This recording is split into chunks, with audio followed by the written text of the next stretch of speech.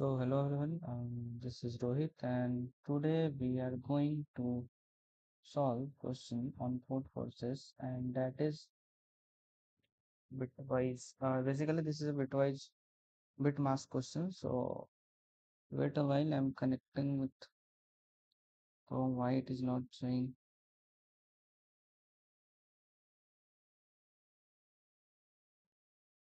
Yeah. So I hope you can see the question, right? So yeah. So this is the question. We have solved this question in previous video. You can watch. And today we are going to solve the XOR mixup. So what it says? It says there are an array with n minus 1 integers, okay, and let x be the bitwise XOR of all the elements of array. Yeah, the number x is added to the end of the array, and now the length is n. So then elements are shuffled. So basically it says suppose we have array with n minus 1 element, right? So what we will do, we take the XOR with all the elements, right? And suppose that element is x. Now what we will do, we append that value x to the end of the array. So previously array has n minus 1 element. Now it has, after the appending the element, it will be a n element, right? And after that we shuffle the elements, right? After that what we have to do, so given you are given a newly formed array A, what is x? So we have to find what is x. There are multiple possible values of x. You can output any of them. Okay, so it might be possible more than one answer, right? So we have to find any of them. Okay, so yeah, so what we will do, let's open the whiteboard and see how we can solve it.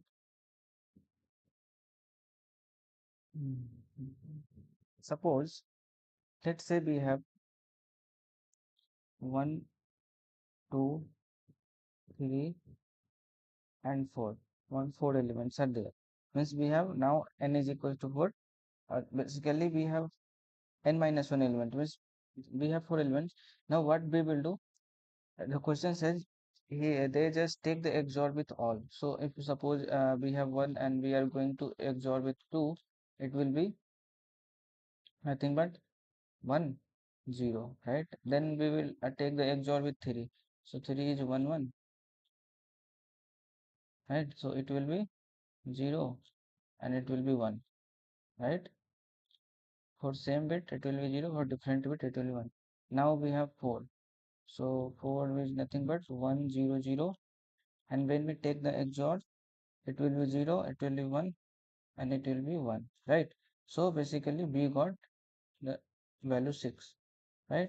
So we append that 6 to this, and after that they said that they shuffle the array. Means might be possible come up between 2 3, right? So like that.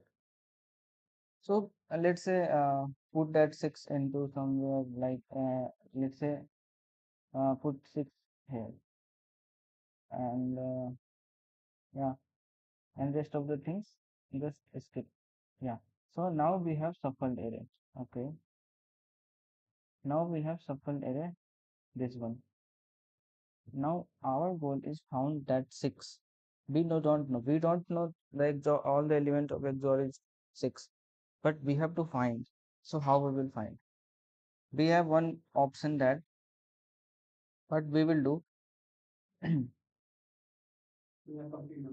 What we will do, we take the we will consider one and then take the XOR with all the elements. This is one possibility. And if the XOR value of this one is matched with 1, then we can say this is the element, right? If not matched, then we consider 2 and then take the XOR with 1, 6, 3, and 4, right? After the XOR, we will compare with 2. If it is equal, then we will say, yeah, our answer is basically 2. So we will do the same thing for all. So this is a brute force. We can solve this. We can solve this question with this approach because when the question constraint is low, you can see the value of n is 300. So we can solve with this approach as well. So let's solve this solve this question with this approach. Then we will see,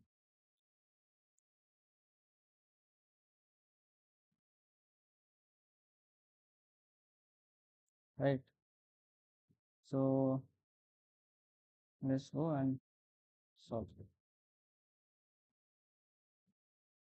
Let's solve with this approach. So here what we have given something like n, okay, and array. So what we will do, we will take a n,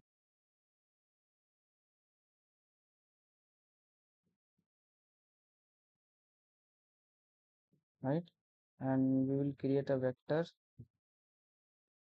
of integer that is, let's say, a of n size. Then we are going to take input. So for int I is equals to 0, I is lesser than n, and I plus plus, right? Then after what we will do, we will say cin a of I. Yes, so we got. Now what is our goal? Our goal is we select number and then we take the XOR with all other elements, right? So for that we have to use nested loop. So what we will do, we will consider it something like, we will take a variable for storing the answer. So let's say ans is equals to 0 initially. So we will take a for loop. So instead of here, we can take here itself, right? Yeah. So it will start from here, okay,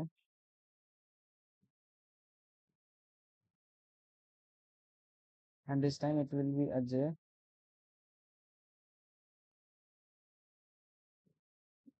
right? And when we are going to take example with 1 2 3 4, so we have to skip that element, right? So for that what we will say, if I is equals to j, then continue,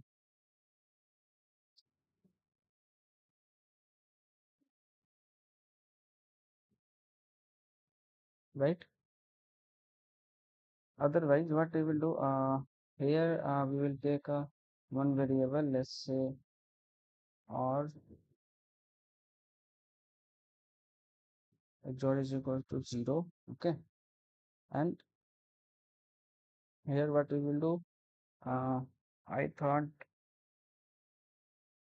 hmm, let's say x, yeah. So here what we will do, we will take x is equals to x XOR a of j, right? Right, and after that what we will do, we will check if this XOR value x is matched with that element, then we will say this is the our answer, okay. So we will check if our a of I is equals to x, that means this is our answer. So in this situation what we will do, we will say ans is equal to a of I,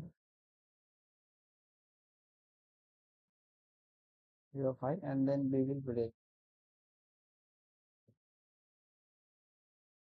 or in the question it is given that maybe more than one answer possible, so we have to print any one of them. So no worry about it.